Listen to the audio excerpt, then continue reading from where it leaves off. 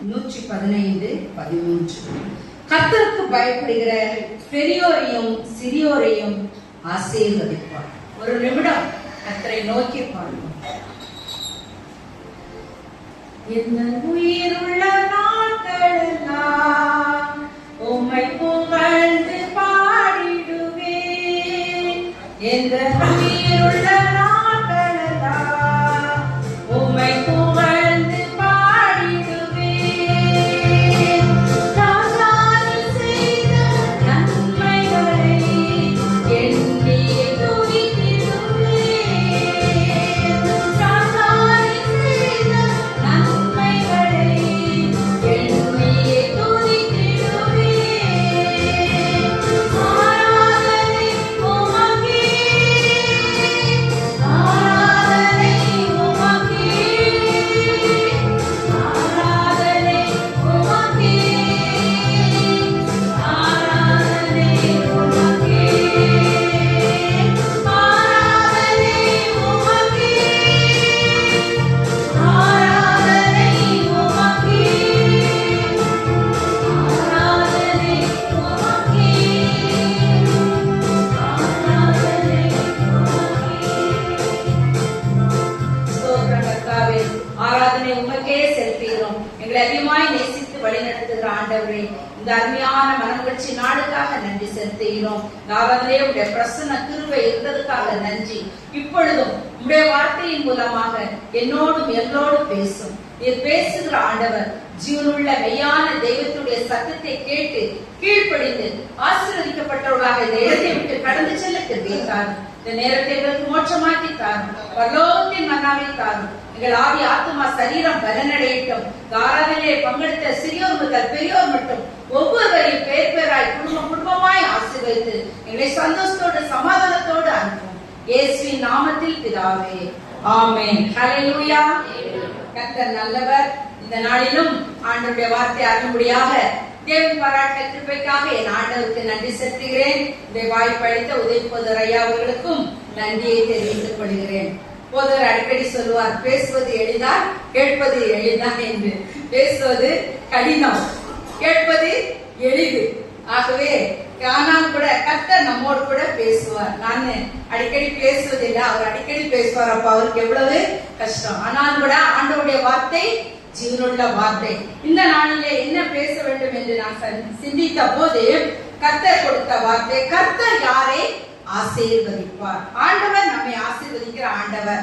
அருமையான பாடல் அவர்களே சகோதரி ரேச்சல் பாடினார்கள், நன்றாக இருந்தது. காப்பார், காக்கிறவர். ஒவ்வொரு நிமிஷமும் எத்தனையோ ஆபத்து கஷ்டங்கள் சோதனைகள் வரும் போதும் ஒவ்வொரு நிமிடமும் நம்மை தாங்குகிறவர் பாதுகாக்கிறவர் கர்த்தர் தான். ஹல்லேலூயா. ஆகவே நாம் அவரை மறக்காதபடி ஒவ்வொரு நாளும் நன்றியோடு நாம் அவரை துதிக்க வேண்டும். ஒரு செல்வந்தர் ஒரு படகு ரிப்பேர் செய்கிறவனை கூப்பிட்டு அந்த படகுக்கு சாயம் பூச சொன்னாராம். அவனும் அதை சரியாக சாயம் பூசி அவன் சென்று விட்டான். ஆகவே அதற்குரிய பணத்தையும் வாங்கி சென்று போயிட்டான். அடுத்த நாள் அந்த செல்வந்தர் அந்த வர்ணபூசனுடைய வீட்டிற்கு அதிகமான தொகையை கொடுத்தாராம். உடனே இந்த படகை சரி செய்தவன் சொன்னாராம், ஐயா, நேற்று செய்த அந்த படகுக்கு ஏற்ற கூலியை தந்து விட்டீர்களே, இப்பொழுது மறுபடியும் எவ்வளவு பணத்தை எனக்கு தருகிறீர்களே ஏன் என்று கேட்டாராம். அப்போ அவர் சொன்னாராம், அந்த படகை நீ வர்ணம் பூசினது சரிதான், ஆனால் அந்த படகுலே ஒரு சிறிய ஓட்டை இருந்தது. அந்த ஓட்டையை குறித்து நான் உனக்கு சொல்லவில்லை. நான் சொல்லாமலேயே நீ அந்த வர்ணம் பூசும் போது அந்த ஓட்டையும் சேர்த்து அதை அடைத்து விட்டார். மறுநாளிலே நான் வீட்டுக்கு பார்த்த போது படகை காணவில்லை. எனக்கு பயம் வந்து விட்டது. என் பிள்ளைகள் அந்த படகை எடுத்து ஆற்றிலே சென்று விட்டார்கள். ஐயோ, ஓட்டை இருந்ததே, தண்ணீர் மூழ்கி அவர்கள் இறந்திருக்க கூடுமே. இந்த வர்ணம் பூசுவனிடம் அந்த ஓட்டையை நான் சரி செய்ய சொல்லவில்லையே என்று அங்கலாய்த்துக் கொண்டிருக்கும் போது என் பிள்ளைகள் அனைவரும் அந்த படகிலே சவாரி செய்து சந்தோஷமாக திரும்பி வந்து கரையிலே நிறுத்தினார்கள். அப்பொழுதுதான் அந்த ஓடோடி போய் அந்த படகை பார்த்தேன். அந்த ஓட்டை அடைக்கப்பட்டிருந்தது. ஆகவே நான் சொல்லாமலேயே இவ்வளவு பெரிய செயலை செய்து என் பிள்ளைகளின் உயிரை காப்பாற்றினாயே, அதற்கு என்ன கொடுத்தாலும் ஈடு ஆகாது. நான் சொல்லாமல் இந்த காரியத்தை நீ செய்தால், ஆகவே உனக்கு நான் இந்த வெகுமதியை இன்னும் அதிகமாக கொடுக்கிறேன் என்று சொல்லி அவனுக்கு கொடுத்தாராம். அவன் அதிக சந்தோஷப்பட்டானாம். இன்றைக்கு இதை ஏன் சொல்கிறேன் என்றால், ஆண்டவர் நம்மை அதிகமாக நேசிக்கிறவர். நாம் எண்ணுவதற்கு நினைப்பதற்கு மேலாக ஒவ்வொரு நாளும் நம்மை வழி நடத்துகிறார். தகுதி இல்லாத நம்மை அவர் பாதுகாக்கிறார், காப்பாற்றுகிறார். எத்தனை ஆபத்துகள், எத்தனை விபத்துகள் வீட்டில இருந்தாலும் சரி, தனியாக இருந்தாலும் சரி, எந்த நேரம் என்ன நடக்குதுன்னே தெரியாது. ஆனால் ஜீவனை தருகிறவரும் பாதுகாக்கிறவரும் கர்த்தர். ஹல்லேலூயா. ஆகவே அவர் நமக்கு தருகிற இந்த ஜீவனுக்காக, சுகத்துக்காக, பலனுக்காக, எல்லாவற்றுக்காகவும் நான் நன்றி செலுத்தணும். கடந்த புதன்கிழமை என்னுடைய கணவர் இறந்து 15 ஆண்டுகள் ஆகிறது. அப்ப நான் யோசிச்சு பார்த்தேன், பாருங்க, 15 ஆண்டுகள் ஓடிவிட்டது. ஆனாலும் எப்படி போச்சுன்னே எனக்கே தெரியல. ஆனாலும் ஆண்டவர் என்னை பாதுகாத்து என் மகன் குடும்பத்தையும் ஆசீர்வதித்து வழி நடத்துகிறார். நாம் அவருக்கு ஊழியம் செய்யும் போது, நாம் அவருக்கு உண்மையா இருக்கும் போது, நாம் அவரை தேடும் போது, நாம் அவரை கனப்படுத்தும் போது கர்த்தர் நல்லவராக, போதுமானவராக இருந்தார். ஒவ்வொரு நாளிலும் ஊழியர்களுக்கு வெளியே செல்வதனாலே அதனால எனக்கு அதிகமாக ஒன்று தெரியவில்லை. கடந்து வந்த பாதைகளெல்லாம் பார்க்கும்போது எத்தனையோ கவலைகள், பிரச்சனைகள், போராட்டங்கள், துன்பங்கள், வியாதிகள், சோதனைகள், துன்பங்கள், துயரங்கள், துக்கங்கள் இருந்தாலும் என்னை தாங்கினார், ஏந்தினார், சுமந்தார், நடத்தினார், தேவைகளெல்லாம் சந்தித்தார். ஒரு குறைவும் அந்த நாள் முதல் இந்த நாள் வரையில் என்னை ஒரு குறைவில்லாமல் நடத்துகிறார். ஹல்லேலூயா. எவ்வளவு நல்லவராகவே. இந்த காலை வேளையிலே கர்த்தர் யாரை ஆசீர்வதிப்பார் என்று பார்க்கும் பொழுது, முதலாவது கர்த்தருக்கு பயப்படுகிறவர்களை கர்த்தர் ஆசீர்வதிப்பார். ஆகவே இதற்கு நான் உதாரணத்தை ஆபிரகாமை எடுத்துக்கொண்டேன். கர்த்தர் கடந்த ஆண்டு முழுவதும் நமக்கு எவ்வளவோ நன்மைகளை கொடுத்து நம்மை ஆசீர்வதித்தார். நம்மை அளவில்லாமல் ஆசீர்வதிக்க அவர் சித்தமுள்ளவராய் இருக்கிறார். சங்கீதம் 29:11 சொல்கிறது, கர்த்தர் தமது ஜனத்திற்கு சமாதானம் அருளி அவர்களை ஆசீர்வதிப்பார். அவருடைய கரங்கள் நம்மை ஆசீர்வதிக்கிற கரங்கள். ஆகவே அவருடைய கரங்களில் தான் அன்பு, கிருபை, இரக்கம், தயவு எல்லாம் இருக்கிறது. கர்த்தர் நம்மை ஆசீர்வதிக்கும் போது நாம் பிறருக்கு என்ன பண்ணுவோம்? ஆசீர்வாதமாக இருப்போம். நீதிமொழிகள் 10:22 சொல்கிறது, கர்த்தருடைய ஆசீர்வாதமே ஐஸ்வர்யத்தை தரும், அதனோடு அவர் வேதனையை கூட்ட மாட்டார். 1 நாளாகமம் 4:10 யாபேஸ் கர்த்தரை நோக்கி பார்த்தார், தேவரே என்னை ஆசீர்வதித்து என் எல்லையை பெரிதாக்கும், உமது கரம் என்னோடு இருந்து தீங்கு என்னை துக்கப்படுத்தாதபடிக்கு அதற்கு விலக்கி காத்தருளும் என்று ஜெபித்தார். அவருடைய ஜெபத்தை ஆண்டவர் கேட்டு அதன்படியே அவரை ஆசீர்வதித்தார் என்று பார்க்கிறோம். எத்தனையோ பேரை சொல்லலாம். யாக்கோபு கூட என்ன பண்ணார்? ஜெபித்தார். என்னை ஆசீர்வதித்தாருடைய உண்மை போக விடேன். ஆண்டவர் அப்பொழுதே அவனை ஆசீர்வதித்தார். அந்த காலை வேளையிலே நாம் கர்த்தருடைய பாதத்திலே வந்திருக்கிறோம். ஜெப சிந்தியோடு இருப்போம். பயப்படுகிறவர்கள் பயப்படாதே, உன்னை மீட்டுக் கொண்டேன்னு சொல்லுகிறார். பயப்படக்கூடாது. ஆனா எதுக்கு பயப்படணும்? கர்த்தருக்கு பயப்படணும். சிலர் சின்ன கரப்பாம்பூச்சி, பல்லி இல்லையா, எங்க வீட்டுல கூட எல்லாமே சின்ன கரப்பாம்பூச்சி, பல்லி இதுக்கெல்லாம் நான் கொஞ்சம் எப்பவுமே கொஞ்சம் ஸ்ட்ராங் தான் பெறுவேன். சின்ன சின்ன இந்த காரியத்துக்கெல்லாம் பயப்படவே மாட்டேன். பாப்புக்கு மட்டும் தான் பயப்படுவேன். மற்றபடி எலி வந்தாலும் சரி, பல்லி வந்தாலும் சரி, கரப்பாம்பூச்சி வந்தாலும் எது வந்தாலும் நான் கொஞ்சம் பயப்பட மாட்டேன். அதனால நான் தனிமையா இருந்தாலும் கர்த்தர் என்னை காத்து கொண்டு வருகிறார். ஆகவே சின்ன சின்ன காரியங்கள் அது சுவாபம், அது ஒண்ணு தப்பு கிடையாது. பயப்படுறோம், ஆனா அந்த பயத்தை கொடுத்து சொல்லல, கர்த்தருக்கு பயப்படுகிற பயம். சங்கீதம் 128:1 சொல்லுகிறது, கர்த்தருக்கு பயந்து அவர் வழிகளில் நடக்கிறவன் எவனோ அவன் பாக்கியவான். கர்த்தருக்கு பயப்படுதல்னா என்னது? அப்படியே நடிக்கிட்டு இருக்கிறது இல்ல, அவரிடத்துல அன்பு கூறுவது, அவருடைய வசனத்துக்கு நம்ம கீழ்ப்படிவது, அவரை கனம் பண்ணுவது, பயபக்தியா இருப்பது, ஆலயத்துக்கு வருவது, அவருடைய வார்த்தையை கேட்பது, அவரை துதித்து பாடுவது, அவருக்கு நம்மை ஒப்பு கொடுப்பதுதான் கர்த்தருக்கு பயப்படுகிற பயம். ஒரு விமானத்தை ஓட்டிக்கிட்டே இருந்தானா, திடீர்னு அவனுக்கு கண்ணு பார்வை மங்கல ஆச்சான். அவனால அந்த விமானத்தை சரியா ஓட்டவே முடியலையா. அப்ப என்ன செய்யுது? இவ்வளவு பயணிகள் இருக்கிறாங்களே, என்னால இவர்களுக்கு ஆபத்து வரக்கூடாதுன்னு சொல்லிட்டு உடனே அவன் என்ன செய்தானா, தன்னுடைய தலைமை அதிகாரிக்கு உடனே அவன் மெசேஜ் கொடுத்து, என்னால் என் கண் இருள் அடைந்து கொண்டே வருகிறது, என்னால சரியாக பார்வை தெரியலன்னு சொல்லும் போது அந்த தலைமை அதிகாரி, நீ இப்படி செய்யுன்னு சொல்லி அவருக்கு அட்வைஸ் கொடுத்தாங்க. அவர் சொன்னபடி அவன் கரெக்டாக செய்ததுனால அவன் சரியானபடி அந்த விமானத்தை கீழே இறக்கினான். அதே போலதான் இன்னைக்கு நம்ம கூட ஆண்டவர் அவர் சொல்லுகிற அந்த வார்த்தையின்படி வசனத்தின்படி நம்ம நடக்கும் பொழுது நம்முடைய வாழ்க்கை செழிப்புள்ளதாக மாறும். கர்த்தர் மேல் முழுமையாக சார்ந்து அவருடைய சத்தத்திற்கு நம்ம கீழ்ப்படிந்துதான் கர்த்தருக்கு பயப்படுகிற பயம். ஆகவே இதற்கு நான் உதாரணம் ஆபிரகாம் எல்லாருக்குமே தெரியும் இல்லையா? ஆபிரகாம் ஆண்டவர் சொல்றார், உன் தேசத்தையும் உன் இனத்தையும் விட்டு நான் காண்பிக்கும் தேசத்துக்கு நீ போ. நம்ம இப்ப எத்தனை கேள்வி கேட்போம், எதுக்கு போகணும், யார் போகணும், யாரை பார்க்க போகணும், எப்படி எல்லாம் கேட்போம். ஆனா அவன் ஒரு வார்த்தையும் சொல்லாம கர்த்தருடைய வார்த்தைக்கு கீழ்ப்படிந்து அவருக்கு பயந்து அவன் சென்றதுனால கர்த்தர் அவனை என்ன பண்ணார், சகல காரியங்களிலும் ஆசீர்வதித்தார் என்று நாம் பார்க்கிறோம். ஆகவே நம்முடைய சிந்தையில, நம்முடைய கிரியையில, நம்முடைய நடக்கையில, நம்முடைய பேச்சில, நம்முடைய பார்வையில, நம்முடைய கைகளில, நம்முடைய இருதயத்துல, நம்முடைய ஆவி, ஆத்மா, சரீரம், உள்ளும் புறமும் எப்படி இருக்கணும், பரிசுத்தமா இருக்கணும். நம்ம நிறைய நேரம் பாக்குறோம், நம்ம ஒருத்தர் பார்க்கும்போது எல்லாருக்கும் தான் அந்த காரியம் உண்டு, குறைகள் உண்டு. நான் மட்டும் ரொம்ப நல்லன்னு சொல்ல முடியாது. எல்லா இடத்துல அந்த சின்ன சின்ன பழக்கங்கள், அந்த காரியங்கள் உண்டு. பார்க்கும்போது ஐயோ அம்மா நல்லா இருக்கிறீங்களா, எப்படி, ஐயோ உங்களுக்கு இவ்வளவு கவலையா கஷ்டமா சொல்லி அப்படி பேசுவோம். அது அப்படிதான் திரும்பி இருக்கும். ஐயோ இதுக்கு நல்லா வேணும், இது கொஞ்சமா பண்ணுச்சு, இது படுத்தின பாடு தெரியாதா, கர்த்தர் நல்ல இதை என்ன பண்றாரு, தண்டிச்சாரு, இதுக்கு இன்னும் தான் வேணும் அப்படி சொல்றோம், அறியாமை சொல்றோம். அதெல்லாம் நம்ம மாற்றங்களை ஏற்படணும். ஆண்டவருக்கு நமக்கு என்ன பண்ணும், எதை பார்த்தாலும் நம்ம அவங்களுக்காக என்ன பண்ணணும், ஜெபிக்கணும், நன்றி சொல்லணும். குறைகளையே பார்க்க கூடாது. நம்மிடத்துல என்னிடத்துல எவ்வளவு குறைகள் உண்டு, அதை பார்த்தா நான் இன்னைக்கு இங்க நின்று பேசுறதுக்கு தகுதி கிடையாது. ஆனாலும் கர்த்தர் நம்மை தகுதிப்படுத்தி பலப்படுத்தி அவருடைய ரத்தத்தினால் நம்மை கழுவி பரிசுத்தப்படுத்தி இருக்கிறார். ஆகவே கர்த்தருக்கு பயப்படுகிற பயம், அந்த ஆபிரகாம் கர்த்தருக்கு பயந்து நடந்ததுனால அவருக்கும் சோதனை வந்தது, துன்பம் வந்தது. அதுல போட்டுட்டு நீங்க நேரம் எங்க வீட்டுல சென்று படித்திருப்பார்கள், உன் ஏகசுதனும் உன் நேசகுமாரனும் உன் புத்திரனுமாகிய உன் மகனை ஈசாக்கை பலியிடு. எப்படி இருக்கும் பாருங்க. 25 ஆண்டுகள் காத்திருந்து, நான் 4 வருஷம் காத்திருந்தேன் என் மகனுக்காக. 85ல திருமணமாகி 1 வருஷம் போய், 2 வருஷம் போய், 3 வருஷம் போய், 4 வருஷம் போய், அவன் 89ல பிறந்தான். அப்ப எவ்வளவு மகிழ்ச்சி இருக்கும் இல்லையா? அப்போ அந்த 4 வருஷத்துக்கே எனக்கு அவ்வளவு கஷ்டம் இருந்தது. 25 ஆண்டுகள் காத்திருந்தான் பாருங்க. காத்திருந்த பிற்பாடு அந்த ஒரு குமாரனை கொடுத்து அவனை என்ன பண்றாரு, டெஸ்ட் பண்றாரு, சோதிக்கிறாரு. நீ சுதனை எனக்காக பலியிடுன்னு. அந்த குழந்தையில அவ்வளவு கீழ்ப்படிதல் பாடுங்க. இப்ப நம்ம பிள்ளைங்க எல்லாம் அப்படி இல்லை. ஒரு சின்ன காரியம் சொன்னாரு, ஏன் போகணும், எதுக்கு போகணும், எங்க போகணும், என்ன வாங்கணும், எத்தனை கேள்வி கேட்குதுங்க போவதுக்கு முன்னாடி.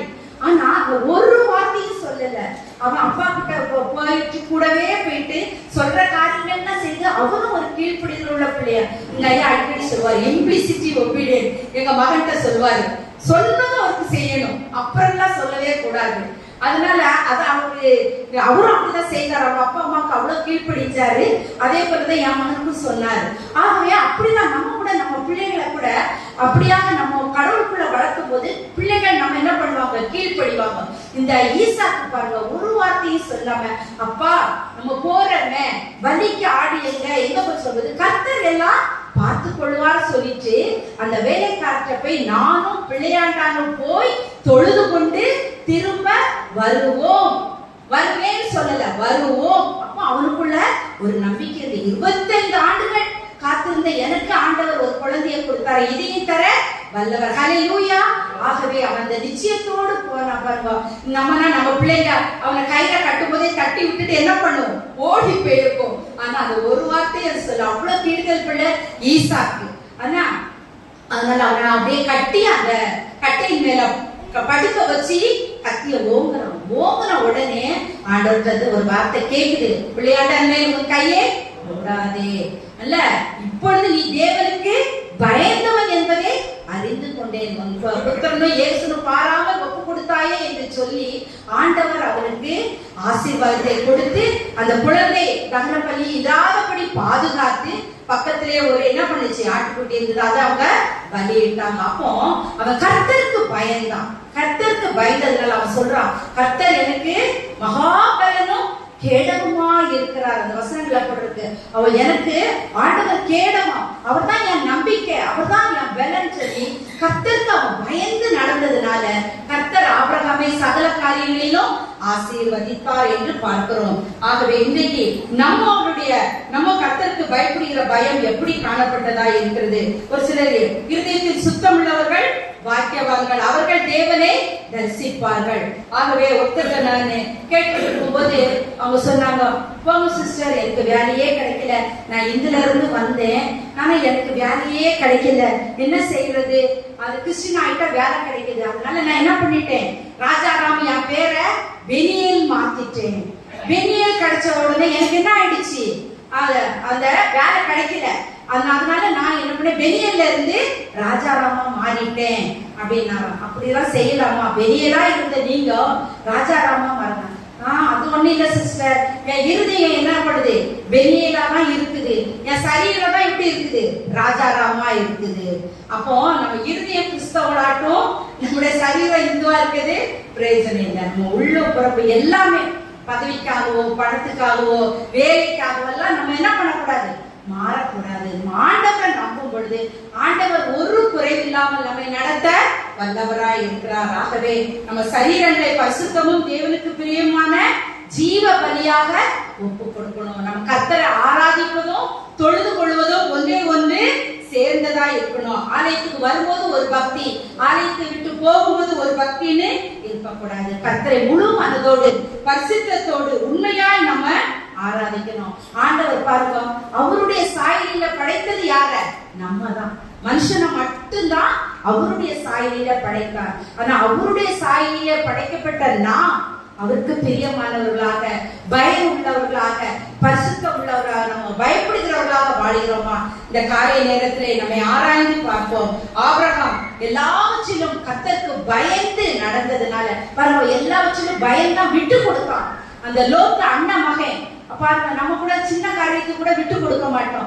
2 பங்கு வச்சா கூட எது பெருசா இருக்குன்னு பார்ப்போம் இல்லையா? 2 பழங்கள் வச்சா கூட எது நல்லா இருக்குன்னு பார்ப்போம். இப்படிலாம் நம்முடைய நேச்சர். ஆனா அவன் சொல்றான், அந்த நிலம் பங்கிடு, நீ வலது வரப்போனா நான் இடது வர போறேன், நீ இடது வரப்போனா நீ வலது போறேன். ஆகவே நீ என்னுடைய குடும்பம் இது, அதனால கர்த்தர் காத்துவா சொல்லி அவன் அது மேல கூட ஆசைப்படல.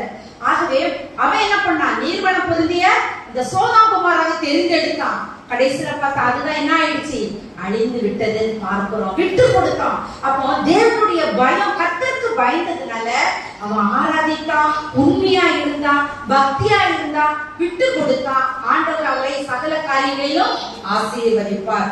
இரண்டாவதாக கர்த்தர் யாரை ஆசீர்வதிப்பார் என்று பார்க்கும் பொழுது பரிசுத்தம் உள்ளவர்களை கர்த்தர் ஆசீர்வதிப்பார் என்று நாம் பார்க்கிறோம். ஆகவே இதுக்கு நான் உதாரணம் எடுத்துக்கொள்வது யாரு என்றால் யோசேப்பு. யோசேப்பை கர்த்தர் ஆசீர்வதித்த எல்லாருக்குமே தெரிஞ்சதுதான். பழைய ஏற்பாட்டுல யோசேப்பு 17 வயது அவன் போத்திபார் வீட்டுக்கு வரும்போது ஆடு மேய்த்து கொண்டிருந்த அவன் சகோதரர்களால் வெறுக்கப்பட்டு இந்த குழியிலே தள்ளப்பட்டு அவன் அந்த அரண்மனைக்கு போகும்போது அவனுக்கு ஒரு குறைவும் இல்லை. யாராவது எடுத்தவங்க வாசிங்க, சங்கீதம் 24:3-5. சங்கீதம் 24.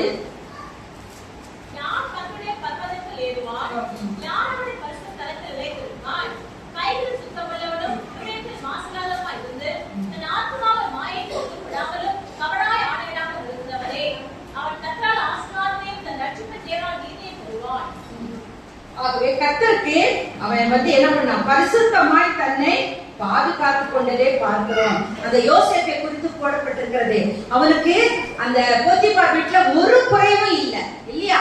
அவன் என்ன பண்ணான், அவன் அங்க போனான், அவனுக்கு எல்லா வேலையும் இருந்தது. ஆனா ஒரே ஒரு அந்த போத்திபாருடைய மனைவி இவன் மேல ஆசைப்பட்டு இவனை பாவம் செய்ய தூண்டும் போது அவன் சொல்றான், இந்த இடத்துல எனக்கு எல்லாம் இருக்குது, ஒரு குறைவும் இல்லை, எல்லா அதிகாரமும் எல்லா வசதியும் ஒரு குறைவு இல்லை, ஆனா ஒன்ன மட்டும் என்ன பண்றாரு, அவர் எனக்கு விட்டு விலகி வச்சிருக்காரு. நீங்க போய் படிச்சு பாருங்க, வச்சிருக்கிறார். ஆகவே ஆண்டவர் எனக்கு இப்படி நன்மையை செய்திருக்கும் போது நான் என்ன பண்ண முடியாது, இந்த பாவத்தை நானே செய்ய முடியாதுன்னு சொல்லி அவன் என்ன பண்ணுகிறான், அந்த பாவத்துக்கு விலகி ஓடுகிறதை நாம் பார்க்கிறோம். ஆகவே ஆண்டவர் அவனை ஆசீர்வதிப்பதற்கு முக்கியமான காரணம் அவன் என்ன பண்ணுகிறான், அவன் பரிசுத்தமாய் தன்னை பாதுகாத்துக் கொள்கிறான். காணப்படுகிறதை பார்க்கிறோம். இன்றைக்கு நம்முடைய வாழ்வில நாம் எப்படிப்பட்டவர்களா இருக்கிறோம்? எவ்வளவு சோதனைகள், கஷ்டங்கள், துன்பங்கள், பிரச்சனைகள் வந்தாலும் கூட ஆண்டவர் நமக்கு தருகிற காரியங்களிலே நாம் என்ன செய்ய வேண்டும்? அவருக்கு பிரியமானவர்களாக நம்ம காணப்பட வேண்டும். பரிசுத்தம் இல்லாமல் ஒருவனும் தேவனை தரிசிப்பது இல்லை. 1 பேதுரு 2:9 சொல்கிறது, நாம் பரிசுத்த ஜாதியாயும் அவருக்கு சொந்தமான ஜனமாயும் ஆசிரியமான ஆசாரிய கூட்டமாயும் கர்த்தர் தெரிந்து கொண்டார். ஆதியாகமம் 39:9 சொல்கிறது, யோசேப்பு தன்னை பரிசுத்தமாய் காத்து கொண்டான். அப்படி பரிசுத்தமாய் காத்து கொண்டதுனால அவன் ஆசீர்வதிக்கப்பட்டான், உயர்த்தப்பட்டான் பார்க்கிறோம். பாருங்க, அவன் அண்ணன் மேல கூட பொறாமை இல்ல. அங்க கூட அவங்க அப்பா என்ன பண்ணுது? பட்சபாதம். எல்லா பிள்ளைகளை காட்டிலும் யோசேப்புக்கு கொஞ்சம் அதிகம் இல்லையா? எல்லார் வீட்லயும் அப்படி இருக்குது. 2 பேர்ல யார் அப்படி ஒரே பிள்ளையா இருக்கிறதுனால எனக்கு பிரச்சனை இல்லை, எல்லாமே அவங்க தான் சொல்லுவோம். ஆனா 2 இருந்தா நம்மளே பிரிவினை போடுவோம். ஒன்ன காட்டிலும் அவங்கதான் பிடிக்கும். பெண் பிள்ளைங்க என்ன சொல்லுவோம்? எங்க அம்மாவுக்கு பையனை தான் பிடிக்கும். பையன் என்ன சொல்லுவான்? எங்க அம்மாவுக்கு பெண் பிள்ளை. அம்மாவுக்கு எல்லா பிள்ளைங்களும் ஒன்றுதான், ஆனா அவங்க நினைச்சுக்கிறாங்க. ஆனா இங்க கூட பாருங்க, யோசிப்பா. ஆனா அவங்க அப்பா அப்படிதான் யாக்கோபு அதிகமாய் சிநேகித்தான், 2 பங்கா கொடுத்தான், அவனை ரொம்ப விரும்பினான். அதனால சகோதரனுக்கு என்ன ஆச்சு? பொறாமை வந்துச்சு. வந்து அவனை குழியில போட்டாங்க. குழியில போட்டால் கூட கர்த்தர் அவனை தூக்கி எடுத்தான், மறக்கவில்லை. அவன் சிறு வயது முதலே கர்த்தருக்கு பயந்து பரிசுத்தமாய் தன்னை காத்து கொண்டபடினால அவன் உயர்த்தப்பட்டான். 1 தெசலோனிக்கேயர் 4:3 சொல்கிறது, நீங்கள் பரிசுத்தம் உள்ளவர்களாக வேண்டும் என்பதே தேவனுடைய சித்தம். லேவியராகமம் 11:45 சொல்கிறது, நான் பரிசுத்தராய் இருக்கிறது போல நீங்களும் பரிசுத்தராய் இருங்கள். இன்றைக்கு நம்ம எப்படி பரிசுத்தமாய் காணப்படுகிறோம்? ஆகவே பரிசுத்தமாய் இருக்கணும். ஆகவே இந்த யோசேப்பு தன்னை பரிசுத்தமாய் காத்து கொண்டான். அதுலயே அவனுக்கு துன்பம் வரலையா? எவ்வளவு துன்பம் பாருங்க. செய்யாத தவறுக்கு என்ன பண்ணான்? அவன் சிறையில அடைக்கப்பட்டான். அப்போ அவன் சிறையில இருக்கும் போது கூட அந்த சுயம்பாகி பானபாத்திரனும் கூட இருந்தாங்க. சுயம்பாகி என்ன பண்ணிட்டான்? அவன் மறித்து விட்டான். ஆனா அந்த பானபாத்திரக்காரன் என்ன சொன்னான்? நானு விடுதலை அடைந்து போகும்போது உன்னை குறித்து ராஜாவிட சொல்லுவேன்னு சொன்னான். சொல்லிட்டு அவன் மறந்துட்டான். இன்னைக்கு சிலர் சொல்லுவாங்க, ஆனா என்ன பண்றது இல்ல, செய்யறது இல்ல, மறந்துட்டான். ஆனா அவங்க மறந்தாலும் கர்த்தர் அவங்க மறந்தாரா? கர்த்தர் யோசேப்போடு இருந்தார். அவன் காரிய சித்தி உள்ளானான். அவன் செய்வதெல்லாம் வாய்க்க செய்தாரு. கர்த்தருடைய கரம் அவனோடு கூட இருந்தது. யோசேப்பை நினைவு கூர்ந்தார். அப்பொழுது ஆண்டவர் அந்த யோசேப்பை சிறையில் இருந்து விடுதலை செய்து, யார் இவர்களுக்கு துன்பம் கொடுத்தார்களோ, கஷ்டம் கொடுத்தாங்களோ, உபத்திரம் கொடுத்தாங்களோ, விரோதித்தார்களோ, பகைத்தார்களோ, அவர்களை எல்லாம் அவன் என்ன பண்ணான்? சிநேகித்தான். நாம என்ன பண்ணுவான்? அன்னைக்கு இப்படி பண்ணல, நான் அதை மறக்கவே மாட்டேன். நம்ம சொல்லுவாங்க, நான் செத்தாலும் மறக்க மாட்டேன். செத்தா எப்படி நினைக்க முடியும் இல்லையா? ஆனா நம்ம சொல்லுவோம், நான் அதை மறக்கவே முடியாதுன்னு சொல்லி. ஆனா அவன் மறந்தான், மன்னிச்சான். மன்னித்து அழுகிறான். தன்னுடைய அப்பாவிய சகோதரை பார்த்து அழுகிறான். அவனும் அந்த குடும்பம், நாடு, எகிப்து தேசமே போஷிக்கப்பட்டது. ஹல்லேலூயா. அப்போ அந்த தேசம் உயர்த்தப்படுவதற்கு, போஷிக்கப்படுவதற்கு, குடும்பம் ஆசீர்வதிக்கப்படுவதற்கு ஒரு யோசேப்பு எப்படி இருந்தான்? காரணமா இருந்தான். இன்னைக்கு என்னுடைய தாயின் மூலம் தான் நாங்க ஆண்டவரை ஏற்றுக்கொண்டு இன்னைக்கு அவருடைய பிள்ளைகளாக மாறி நாங்க குடும்பத்துல எத்தனை பேரும், அந்த 5 பேரும் ஊழியம் செய்வதற்கு கர்த்தர் என்னை தெரிந்து கொண்டார் என்றால் என்னுடைய தாய். அதே போல நம் ஒவ்வொருவருடைய மூலமாக ஆண்டவர் நம்மையும் நம்முடைய குடும்பத்தையும் ஆசீர்வதிக்கிறவராய் இருப்பார். அதற்கு கர்த்தர் யோசேப்பு தன்னை பரிசுத்தமாய் காத்து கொண்டார். அதே போல நாம் கூட சின்ன சின்ன காரியங்கள்ல கூட ஆண்டவருக்கு பிரியமில்லாத நம்முடைய வார்த்தை, நம்முடைய சொல், நம்முடைய செயல். சொன்னே, அம்மா அது ஆலயத்துக்கு வருதுமா, வரும்போது நல்லா இருக்குது, வெளியில பாத்தீங்கன்னா அது வேண்டாத வார்த்தையெல்லாம் பேசுதுன்றாங்க. அப்படி நம்ம சாட்சி இல்லாம இருக்கக்கூடாது. நம்ம ஆலயத்துக்கு வந்தாலும் வெளியே சென்றாலும் எப்பொழுதும் ஆண்டவரை மகிமைப்படுத்துவர்களாக நம்ம என்ன பண்ணணும்?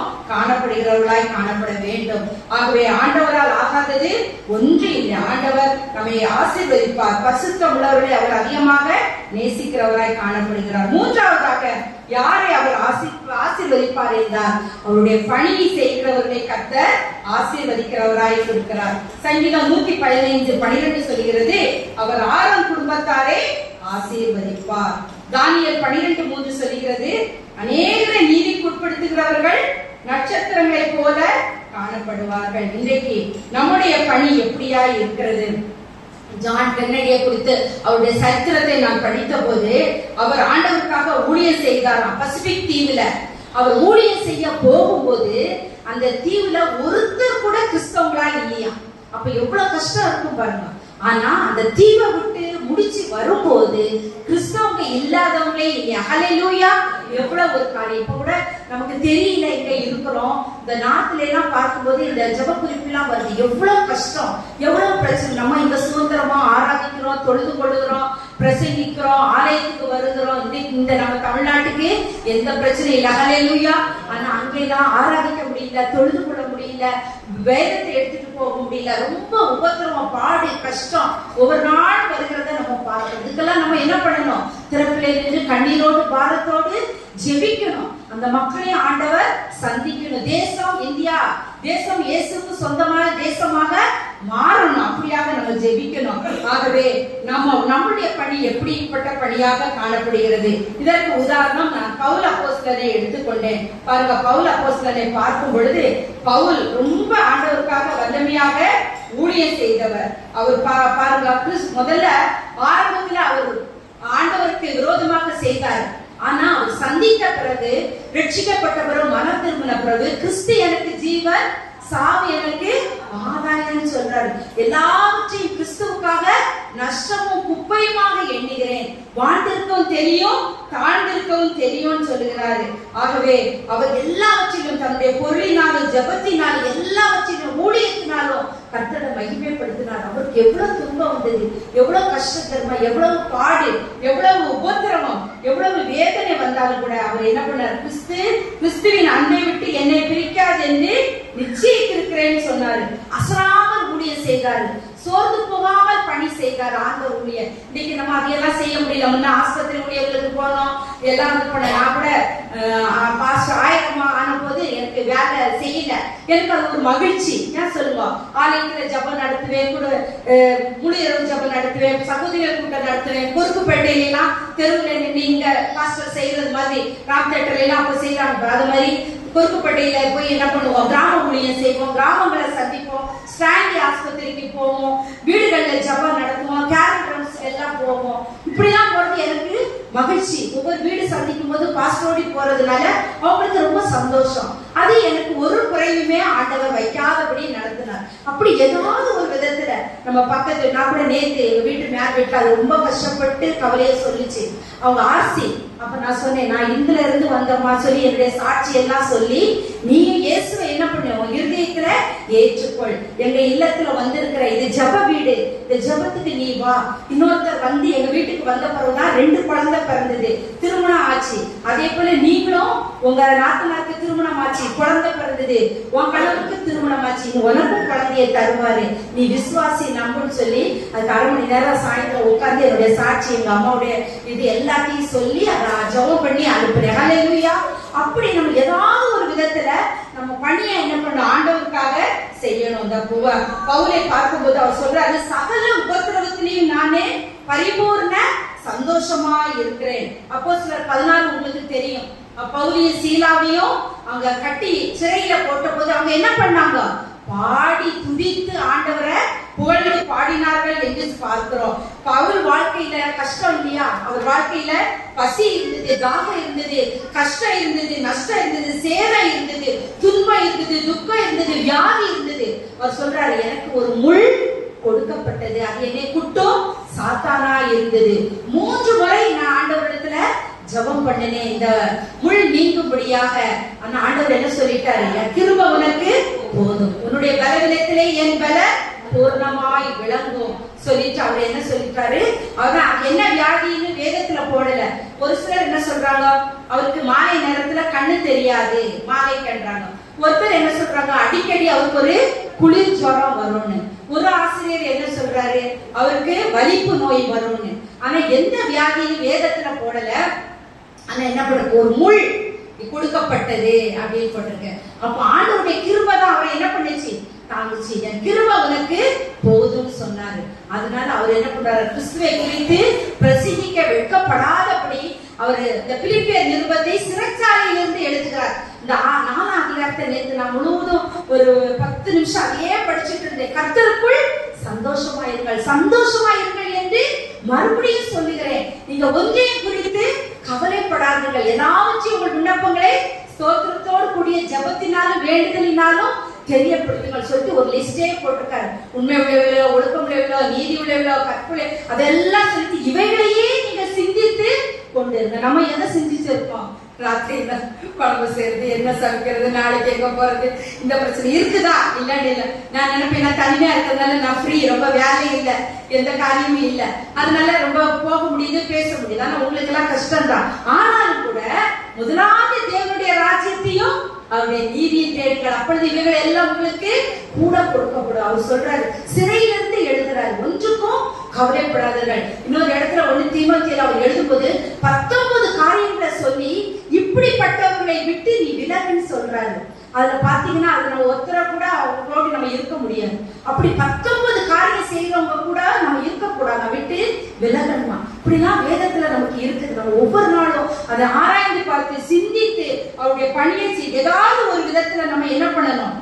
ஆண்டவருக்கு ஊழியம் செய்யணும். சொல்றாரு, எல்லா உபத்திரங்களிலும் நானே மேன்மை பாராட்டுகிறேன். யோவான் 16:32 சொல்லியிருக்கு, உலகத்தில் உங்களுக்கு உபத்திரவம் உண்டு, திடன் கொள்ளுங்கள், நான் உலகத்தை ஜெயித்தேன். ஆகவே நமக்கு பாடு, வியாதி, துன்பம், கஷ்டம், போராட்டம் வரும்போது நம்ம என்ன பண்ணக்கூடாது? கவலைப்பட்டு கலங்கக்கூடாது. கர்த்தர் பெரியவராய் இருக்கிறார், அவர் போதுமானவராய் இருக்கிறார் என்று சொல்லி நம்ம அசராமல் என்ன பண்ணணும்? பணி செய்கிறவர்களாய் காணப்படணும். அவர் பாருங்க, அந்த ரோமர் 8ல போடப்பட்டிருக்கார், உயர்வானாலும் தாழ்வானாலும் அவர் ஏற்படுற கிறிஸ்துவின் அன்பை விட்டு என்னை பிரிப்பவன் யார்? உபத்திரமோ, வியாகுலமோ, பசியோ, நிர்வாணமா சொல்லி ஒரு லிஸ்டே போட்டிருக்காரு. எது வந்தாலும் நம்ம அவர் அன்பை விட்டு விலகக்கூடாது. அவர் பணியை செய்கிறத விட்டு நம்ம என்ன பண்ணக்கூடாது? விலகக்கூடாது. அவருக்கு எத்தனை சிறை சேதம் வந்தது, பாம்பு கடிச்சது, அவருக்கு எவ்வளவோ கப்பல் சேதம், சிறை சேதம், பல உபத்திரங்கள், சவுக்கடி.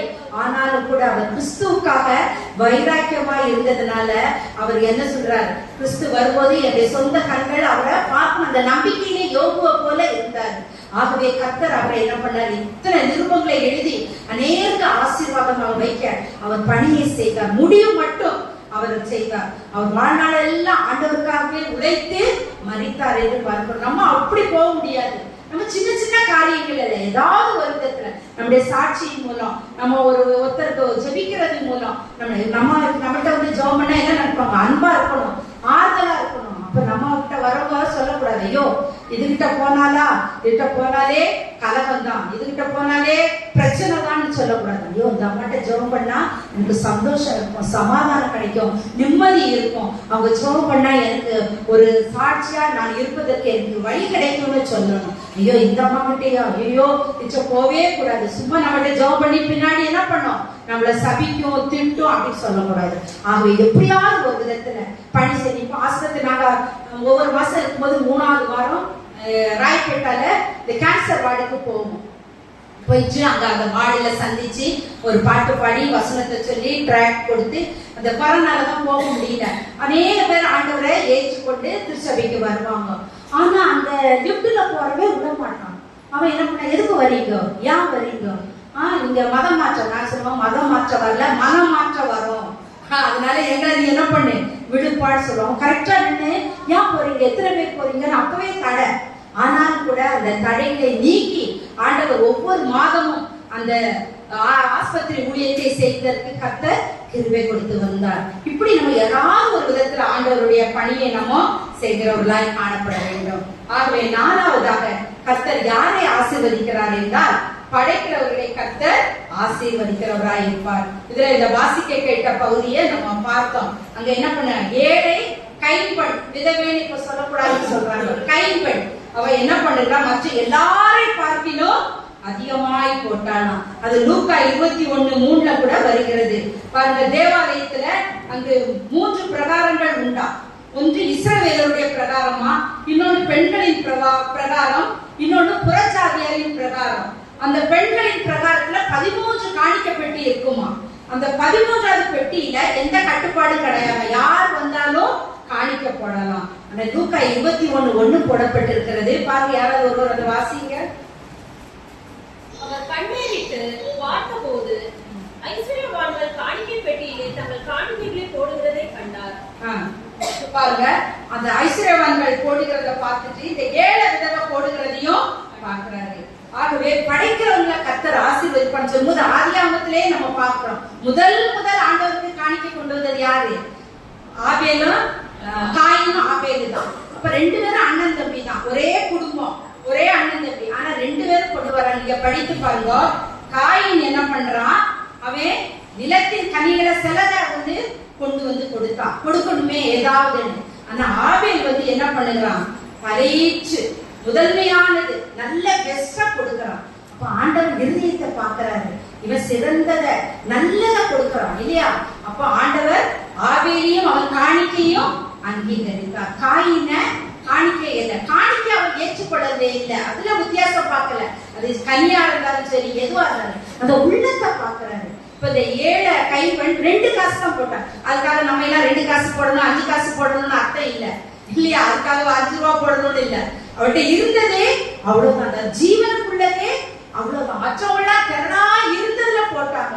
ஆனா இந்த அம்மா இந்த 7 கைப்பண் இருந்ததே அந்த காசு, அடுத்த நிமிஷத்துக்கு அவளுக்கு என்னன்னே இல்ல. அதனால ஆண்டவர் அதை கொண்டு வந்து கொடுத்தாரு. ஆபேல் காணிக்கை 2 பேரும் கொடுத்தாலும் இந்த ஆபேலினுடைய காணிக்கையை ஆண்டவர் ஏற்றுக்கொண்டார். ஏசாயா 1 அவர் சொல்றாரு, நான் பண்டிகையை வெறுக்கவில்லை, ஆனா அவங்க எப்படி கொடுக்கணுமா? சுத்திகரிக்கப்பட்டவர்களாக பரிசுத்தமாக்கப்பட்டவர்களாக கொடுக்கணுமா?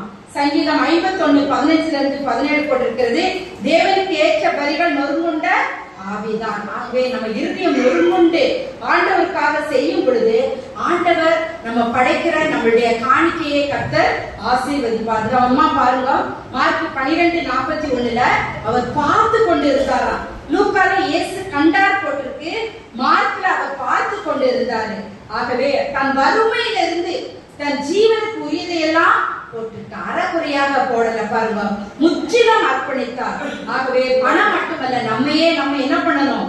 அர்ப்பணிக்கிறவர்களாக காணப்பட வேண்டும். ஆகவே நம்ம எப்படி நம்ம கொடுக்கிறோம்? உதடுகளின் கனியாய ஸ்தோத்திர பலியை நம்ம முதல்ல ஸ்தோத்திரத்தோடு கொடுக்கணும். நம்ம ஜெபம் பண்ணும்போது எல்லாம் ஸ்தோத்திரத்தோடு நம்ம என்ன பண்ணணும்?